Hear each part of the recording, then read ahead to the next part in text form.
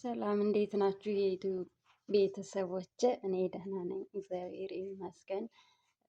ከሁለት ወር በኋላ ይመስለኛል ቪዲዮ ለመስራት ዛሬ የመጣሁትና ላይክ፣ ሸር፣ ሰብስክራይብ በማድረግ ቤተሰብ ሆኖ እንዴት ናችሁ? እኔ ደህና ነኝ፣ እግዚአብሔር ይመስገን። እንዴት ነው ረመዳን ስራ? አሁንስ እረፍት እንዴት ነው? ምን ላይ ናችሁ? እንዴት ናችሁ? የስደት ጓደኞቼ፣ እኔ በጣም ደህና ነኝ፣ እግዚአብሔር ይመስገን። ስራ በጣም አስቸጋሪ ነበር። ሁላችንም በፈጣሪ ቸርነት አልፈነዋል፣ እግዚአብሔር ይመስገን። ለሚመጣውም ደግሞ እናልፈዋለን፣ እግዚአብሔር ይመስገን። እና እንዴት ናችሁ? ዛሬ በአዲስ ቪዲዮ መጥቻለሁ ማለት ነው። ሰብስክራይብ በማድረግ ቤተሰብ ሆኖኝ እላለሁኝ። አመሰግናለሁ። ዛሬ የመጣሁበት እኔ የምሰራው እዚህ ቤት ብቻዬን ነው። ብቻዬን ስሰራ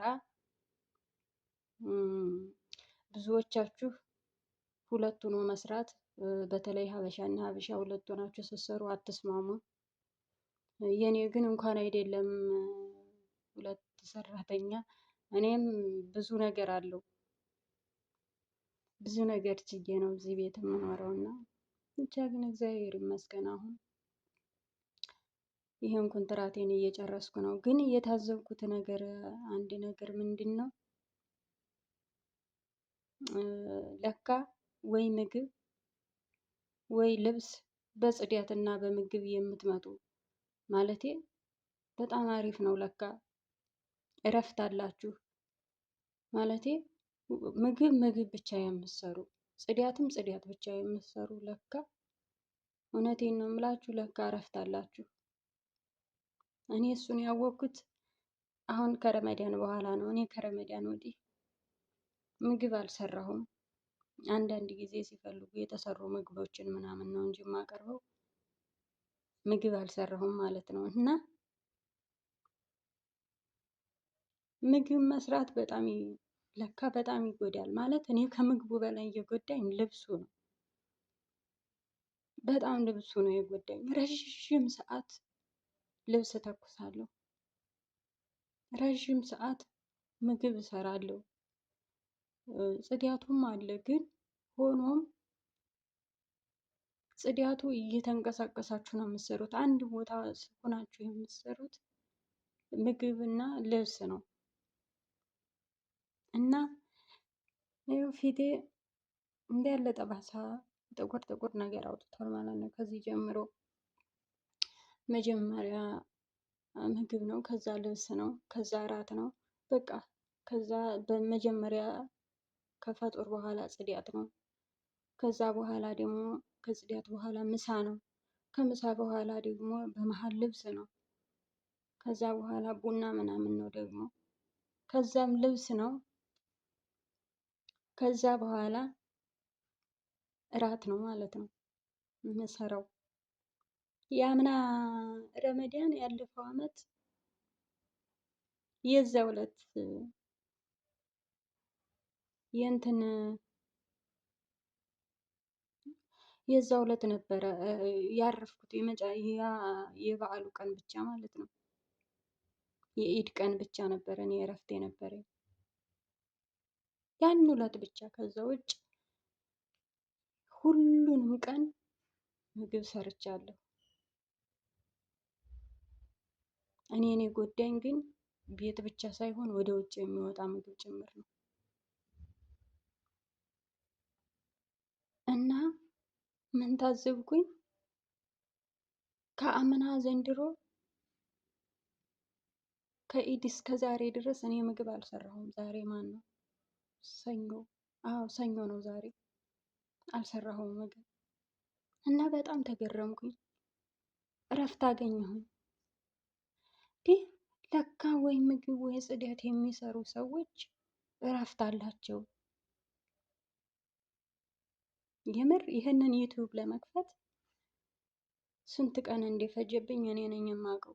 ጊዜ እያጣው ማለት ነው። ደግሞ ሌሊት ላይ ዳታ የለኝም። መክፈት እችል ነበር ሌሊት የምተኛባትን ሰዓት፣ ግን ያጠፉብኛል። የለም ዋይፋይ እና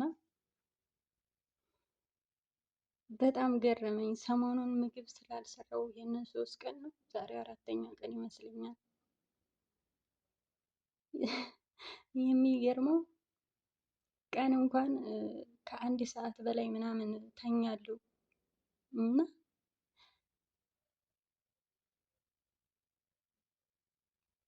የምር በጣም ነው የተገረምኩት። ምን ያህል እንደተጎዳን ሁሉንም፣ በተለይ እዚህ ቤት ሁሉንም የምንሰራ ሰዎች ምን ያህል ጉዳት እንዳለው አሁን ነው ያየሁት። ዝም ብዬ በቃ ስለፋ ይመሻል ይነጋል ማለት ነው እና አልተረዳሁትም።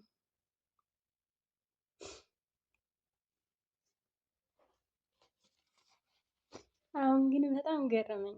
በራሴ ስለደነቀኝ ነው። ሁሉ ጊዜ ሳሳልፍ